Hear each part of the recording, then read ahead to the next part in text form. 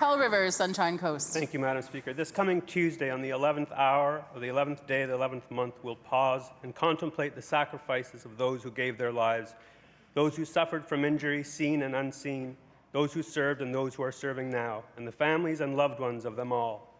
Canadians have served with distinction in troubled places around the world, protecting civilians and fending off those that aim to disrupt and destroy the lives of innocent people.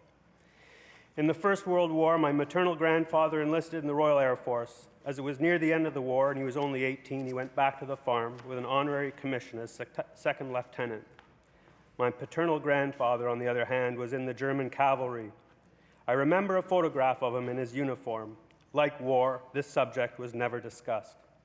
As the Second World War neared, my paternal grandfather, then a respected lawyer in Germany, was forbidden to practice law and was stripped of his citizenship. With growing anti-Semitism around them, the family, including my father, fled to Holland and then to Canada. By then in Halifax, my maternal grandfather had enlisted in the 10th Searchlight Battery as a gunner and was later promoted to bombardier, sergeant, second lieutenant, then captain in charge of coast artillery instruction. Remembrance Day is a time for personal reflection, to remember our conflicts and the suffering of those impacted, but also to remember the outrage at the affront to decency that prompted our collective response. So this Tuesday, my father's birthday, I think of the suffering he and his family endured, his hidden memories of fear, and the suffering of those who have been victimized by brutal regimes.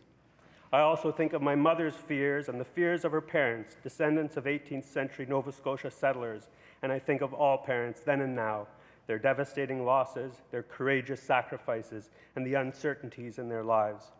May Canada always be a harbor of refuge for those oppressed, and may we always promote and defend human rights. Never again, lest we forget.